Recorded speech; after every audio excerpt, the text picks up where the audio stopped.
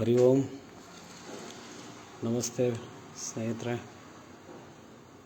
ಎಲ್ಲ ಹೇಗಿದ್ದೀರಾ?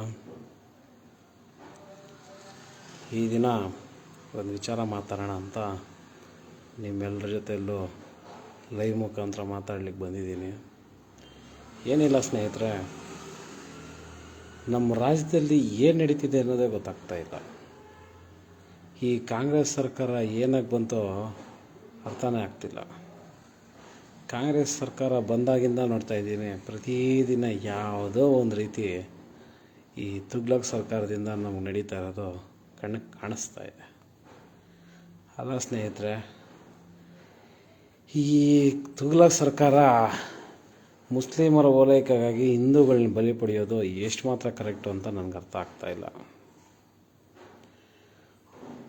ಒಬ್ಬ ಕಾಂಗ್ರೆಸ್ ದಲಿತರ ಶಾಸಕನ ಮನೆಗೆ ಬೆಂಕಿ ಇಕ್ತಾರೆ, ಅವಾಗ ಕೂಡ ಸರ್ಕಾರ ಮುಸ್ಲಿಮರ ಓಲೈಕೆ ಮಾಡಿಕೊಂಡೇ ಮಾತಾಡ್ತಾರೆ. ಅದಾನಂತರ KJL DJL ಆ ಪ್ರಕರಣದಲ್ಲೂ ಇದನ್ನೇ ಮಾಡ್ತಾರೆ. ಅವರೆಲ್ಲ ಅಮಾಯಕರು ಅಂತ ಹೇಳ್ಬಿಟ್ಟು ನಮ್ಮ DCM ಸಾಹೇಬರು ಅವ್ರ ಪರವಾಗಿ ಮಾತಾಡ್ತಾರೆ. ನಾಗಮಂಗಲದಲ್ಲಿ ಲಾಸ್ಟ್ ವರ್ಷ, ಹಿಂದಿನ ವರ್ಷ ಪಾಪ ಗಣೇಶನ್ನೇ ಬಂಧಿಸೋಷ್ಟು ದೊಡ್ಡವರಾಗೋಗ್ಬಿಟ್ಟಿದ್ದಾರೆ, ಅದು ನೋಡಿದ್ವಿ.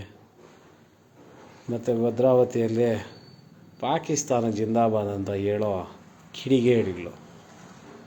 ಅಲ್ಲ, ಈ ಭಾರತ ದೇಶದಲ್ಲಿ ಹುಟ್ಟಿ ಪಾಕಿಸ್ತಾನಕ್ಕೆ ಜಿಂದಾಬಾದು, ಪ್ಯಾಲೆಸ್ತೈನಿಗೆ ಜಿಂದಾಬಾದು, ಏನಿದು ನಮ್ಗೆ ಅರ್ಥನೇ ಆಗ್ತಾಯಿಲ್ಲ. ಈ ದೇಶದಲ್ಲಿ ಏನು ಮಾಡ್ತಾಯಿದ್ದಾರೆ, ಏನು ನಡೆಸ್ತಾ ಇದ್ದಾರೆ ಅಂತ. ಅದೊಂದಾಯಿತು. ಈ ಮದ್ದೂರಲ್ಲಿ ನೋಡಿದ್ರೆ ಕಲ್ಲು ತೂರಾಟ ಏನ್ರಿ ಮಾಡಿದ್ರು. ಇದೇ ಮುಸ್ಲಿಮರು ಮೊನ್ನೆ ತಾನೇ ಈದ್ ಮಿಲಾದ್ ಮಾಡಿದ ದಿನ ಏನಾದರೂ ಕಲ್ಲುಗಳು ಹಾಕಿದ್ರ? ಯಾರು ಕಲ್ಲುಗಳು ಹಾಕಲಿಲ್ಲ, ಏನೂ ಮಾಡಲಿಲ್ಲ. ಅವ್ರ ಪಾಡ್ದವ್ರು ಇರೋದಕ್ಕೆ ಬಿಟ್ವಲ್ಲ, ಅವ್ರ ಕಾರ್ಯಕ್ರಮ ಅವ್ರು ಯಶಸ್ವಿಯಾಗಿ ಮಾಡ್ಕೊಂಡ್ರಲ್ವ. ಗಣೇಶ ಹೊತ್ಕೊಂಡು ಹೋಗ್ತಾಯಿದ್ರೆ ಇವ್ರಿಗೆ ಏನ್ರಿ ಕಷ್ಟ? ಯಾಕ್ರಿ ಕಲ್ಲುಗಳು ಹಾಕಬೇಕು? ಎಲ್ಲ ಓಲೈಕೆಯಾಗಿ ಮಾಡ್ತಾಯಿರೋ ಸರ್ಕಾರ ಇದೆ ನೋಡಿ. ಸರ್ಕಾರದ್ದೇ ಇವೆಲ್ಲ ಮಕ್ಕಳು ಸುಮ್ಮನೆ ಹಿಂದೂ ಹೋರಾಟಗಾರರ ಮೇಲೆ ಬೀಳ್ತಾ ಇರ್ತಾರೆ. ಅದಾದ ನಂತರ ಮೊನ್ನೆ ಅದೇ ಈದ್ ಮಿಲಾದ್ ವಿಚಾರದಲ್ಲಿ ಈದ್ ಮಿಲಾದ್ದು ಉರುಸ್ ಕಾರ್ಯಕ್ರಮ ನಡೀತಾ ಇದೆ ಚಿಂತಾಮಣಿ ತಾಲೂಕು ಮುರುಗಮಲೆಯಲ್ಲಿ. ಅಲ್ಲೂ ಕೂಡ ಪ್ಯಾಲೆಸ್ತೈನ್ ಬಾವುಟವನ್ನು ಆರಿಸ್ಕೊಂಡು ಧ್ವಜಗಳನ್ನು ಘೋಷಣೆಗಳು ಕೂಗೋದು, ಏನು ಅಂದ್ಕೊಳ್ತಾ ಇದ್ದಾರೆ ಅಂತ ನಮಗಂತೂ ಕಣ್ಣಿಗೆ ಕಾಣಿಸ್ತಾ ಇದೆ. ಯಾಕೆ ಹಿಂಗೆ ಮಾಡ್ತಾ ಇದ್ದಾರೆ? ಇದನ್ನು ಯಾಕೆ ಪೊಲೀಸರು ಸ್ವಯಂ ಪ್ರೇರಿತವಾಗಿ ಕ್ರಮ ಕೈಗೊಳ್ತಾ ಇಲ್ಲ, ಸುಮೋಟೋ ಕೇಸ್ಗಳಾಗ್ತಾ ಇಲ್ಲ ಅನ್ನೋದು ಇವತ್ತಿನವರೆಗೂ ಕೇಳಿಬರ್ತಾ ಇಲ್ಲ. ನಮ್ಗೆ ಗೊತ್ತಾಗ್ತಾ ಇಲ್ಲ ಯಾಕೆ ಇವರು ಈ ರೀತಿ ಮಾಡ್ತಾ ಇದ್ದಾರೆ ಅಂತ. ಇವೆಲ್ಲ ನಡೀತಾ ಇದೆ. ನಮ್ಮ ಚಿಂತಾಮಣಿ ಬಗ್ಗೆ ಹೇಳಬೇಕು ಅಂದರೆ, ನಮ್ಮ ಚಿಂತಾಮಣಿಯಲ್ಲಿ ಭಾರಿ ತುಂಬ ಒಳ್ಳೆ ಸರ್ಕಾರ ನಡೆಸ್ತಾ ಇದ್ದಾರೆ. ಎಷ್ಟು ಚೆನ್ನಾಗಿರೋ ಸರ್ಕಾರ ಅಂದರೆ ನಮ್ಮ ಸರ್ಕಾರ ಪಾಪ ಚಿಂತಾಮಣಿಯಲ್ಲಿ ನಮ್ಮ ನಗರಸಭೆಯವ್ರಿಗೆ ಕಣ್ಣುಗಳಿಗೆ ಕಾಣಿಸ್ತಾ ಇಲ್ಲ. ನಗರಸಭೆ ಸ್ವತ್ತಿನಲ್ಲಿ ಪಾಪ ನಮ್ಮ ಮೊನ್ನೆ 3-4 ದಿವಸದಿಂದ ಈದ್ ಮಿಲಾದ್ ಕಾರ್ಯಕ್ರಮ ಆಗುತ್ತೆ. ಈದ್ ಮಿಲಾದ್ ಕಾರ್ಯಕ್ರಮ ಇವತ್ತು ಒಂದು 5 ದಿನದ ಹಿಂದೆ ಆಗಿದೆ. ಶುಕ್ರವಾರ ನಡೆದಂಥ ಕಾರ್ಯಕ್ರಮಕ್ಕೆ ಅನುಮತಿ ಯಾವ ರೀತಿ ಕೊಟ್ಟಿದ್ದಾರೆ ಅನ್ನೋದಕ್ಕಿಂತನೂ ನಗರದ ವಿವಿಧೆಡೆ ಒಂದು ಕನ್ನಡದಲ್ಲಿ ಇಲ್ಲದಂತಹ ಬಾವುಟಗಳನ್ನು ಹಾಕಿರ್ತಾರೆ. ನಂತರ ಈ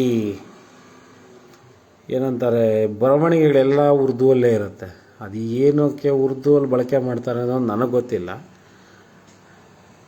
ತದನಂತರ ನಗರದ ಏನಂತಾರೆ ಪ್ರಮುಖ ರಸ್ತೆಗಳಲ್ಲಿ ಅಗಿದು ಧ್ವಜಗಳನ್ನು ಹಾಕಿರ್ತಾರೆ, ಧ್ವಜಸ್ತಂಭಗಳು ಹಾಕೋದಕ್ಕೆ ಅನುಮತಿ ಯಾವ ರೀತಿ ಕೊಟ್ಟರು ಅನ್ನೋದು ನನಗೆ ಇವತ್ತಿನವರೆಗೂ ಗೊತ್ತಿಲ್ಲ. ನಾನು ಪೊಲೀಸ್ ಠಾಣೆಗೆ ಕೂಡ ಕರೆ ಮಾಡಿ ಕೇಳಿರ್ತೀನಿ, ಸರ್ ಅನುಮತಿ ಕೊಟ್ಟಿದ್ದೀರಾ ಅಂತ. ಅವ್ರು ಹೇಳ್ತಾರೆ, ಸರ್ ನಮ್ಮವ್ರಿಗೂ ಏನೂ ಬಂದಿಲ್ಲ, ನಗರಸಭೆಗೆ ಅದು ಸಂಬಂಧಪಟ್ಟಿರೋದು, ತಾವು ನಗರಸಭೆಯವ್ರನ್ನ ಮಾತಾಡ್ಕೊಳ್ಳಿ ಅಂತ ಹೇಳ್ತಾರೆ. ಅದೇ ಒಂದು ಗಣೇಶೋತ್ಸವ ಚಿಂತಾಮಣಿಯಲ್ಲಿ ನಾವು ಮಾಡಬೇಕು ಅನ್ನೋಂಗಿದ್ರೆ ಮಾತ್ರ ಪಾಪ ಗಣೇಶೋತ್ಸವ ಮಾಡಬೇಕು ಅಂದಾಗ ಗಣೇಶನ ಇಡಿ ಅಂದರೆ ಗಣೇಶನ ಇಡೋದಕ್ಕೆ ಅನುಮತಿ ಕೇಳಬೇಕು ಅಂದರೆ ಮೊದಲನೇ ಪೊಲೀಸ್ ಸ್ಟೇಷನ್ಗೆ ಹೋಗಬೇಕು, ಅನುಮತಿ ಕೊಡಬೇಕು. ಅವರು 50 ಸಲ ಹಿಂದೆ ಮುಂದೆ ಓಡಾಡಿಸ್ತಾರೆ ನಮ್ಮನ್ನು. ಪ್ರತಿದಿನ ಹೋಗಿ ಬರಬೇಕು.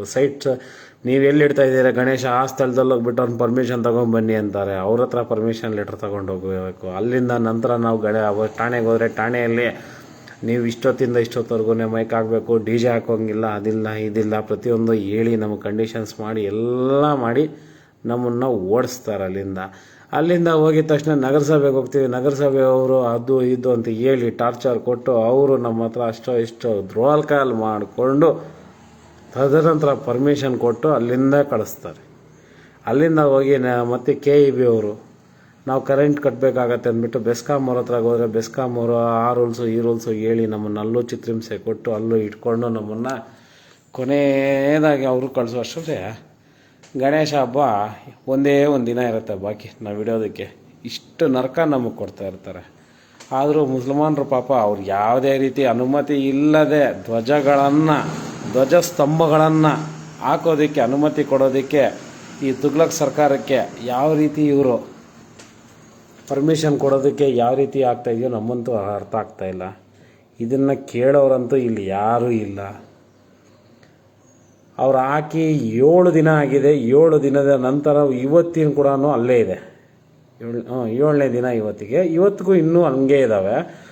ನಮ್ಮ ಚಿಂತಾಮಣಿ ತಾಲೂಕಿನಲ್ಲಿ ಇದೇ ಚಿಂತಾಮಣಿ ತಾಲೂಕಿನಲ್ಲಿ ಆಗಸ್ಟ್ 22ನೇ ತಾರೀಕು 2022ರಲ್ಲಿ ಈ ನಮ್ಮ ರಾಮನ ಜನ್ಮಭೂಮಿ ಇದಾಯ್ತಲ್ವ, ರಾಮನ ಜನ್ಮಭೂಮಿ ಪ್ರತಿಷ್ಠಾಪನೆ ಆಗಿದ್ದ ದಿನ ನಾವು ರಾಮನ ಕಟೌಟ್ಗೆ ಹಾಕಿದ್ದ ದಿನ ಪಾಪ ಒಂದೇ ಒಂದು ದಿನಲ್ಲಿ ಬ್ಯಾನರ್ ಪಾಪ ನಮ್ಮ ನಗರಸಭಾ ಪೌರಾಯುಕ್ತರಾದಂಥ GN ಚಲಪತಿ ಅವ್ರಿಗೆ ಕೇವಲ 24 ಗಂಟೆಗಳಲ್ಲಿ ರಾಮನನ್ನು ತೆಗೆದುಕೊಂಡು ಹೋಗಿ ಪಾಪ ನಮ್ಮ ಮೂತ್ರ ವಿಸರ್ಜನೆ ಮಾಡುವ ಸ್ಥಳಗಳಲ್ಲಿ ಹಾಕಿದ್ರು. ಇವತ್ತು ಅವ್ರ ಕಣ್ಣಿಗೆ ಕಾಣಿಸ್ತಾ ಇಲ್ವಾ ಸರ್? GN ಚಲಪತಿ ಅವರೇ, ನಂಬರ್ 1 ಕಮಿಷನರ್ ಆದ ತಮಗೆ ಇದು ಯಾಕೆ ಸರ್ ಕಣ್ಣಿಗೆ ಕಾಣಿಸ್ತಾ ಇಲ್ಲ? ಧ್ವಜಗಳು ನೆಡೋದಕ್ಕೆ ಹೆಂಗೆ ಸರ್ ಪರ್ಮಿಷನ್ ಕೊಟ್ರಿ? ನಡು ರಸ್ತೆಯಲ್ಲಿ ಧ್ವಜಸ್ತಂಭಗಳು ಹಾಕೋದಕ್ಕೆ ನಗರಸಭಾ ಸ್ವತ್ತಿನಲ್ಲಿ ಹಾಕೋದಕ್ಕೆ ಯಾವ ರೀತಿ ಅನುಮತಿ ಕೊಡ್ತಾ ಇದ್ದೀರಾ ಸರ್ ತಾವು? ಅಗಿಯೋದಕ್ಕಾಗಲ್ವಾ ಸರ್? ತೆಗೆಸೋದಕ್ಕಾಗಲ್ವಾ ಸರ್?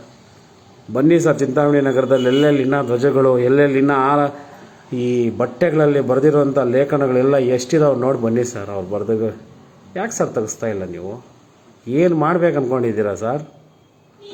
ದಯವಿಟ್ಟು ಕೂಡಲೇ ಸಂಬಂಧಪಟ್ಟ ಪ್ರತಿಯೊಬ್ಬ ಪೊಲೀಸ್ ಇಲಾಖೆಯವರು, ನಗರಸಭೆ ಇಲಾಖೆಯವರು, ಇತರೆ ಯಾವ್ಯಾವ ಇಲಾಖೆಗೆ ಸಂಬಂಧಪಡುತ್ತೋ ಅವರೆಲ್ಲನೂ ಯಾರ್ಯಾರು ಆಯೋಜಿಸಿದ್ರು ಆ ಕಾರ್ಯಕ್ರಮ ಅವ್ರ ಮೇಲೆ ಕೂಡಲೇ ಆ್ಯಕ್ಷನ್ ತಗೋಬೇಕು ಅಂತ ತಮ್ಮಲ್ಲಿ ನನ್ನ ಕಳಕಳಿಯ ಮನವಿ. ಹಿಂದೂ ಹೋರಾಟಗಾರರ ಮೇಲೆ ಸುಳ್ಳು ಪ್ರಕರಣಗಳನ್ನು ದಾಖಲಿಸುವ ಪೊಲೀಸರಿಗೆ ಇವತ್ತಿನ ದಿನ ಈ ಪ್ಯಾಲೆಸ್ಟೈನ್ ಧ್ವಜಗಳನ್ನು ಎತ್ಕೊಂಡು ಎಲ್ಲ ಕಡೆಯೂ ರಾರಾಜಿಸುತ್ತಿರುವ ಮಾಡ್ತಾಯಿದ್ರು ಯಾವುದೇ ಪ್ರಕರಣ ದಾಖಲಿಸಿಲ್ಲ.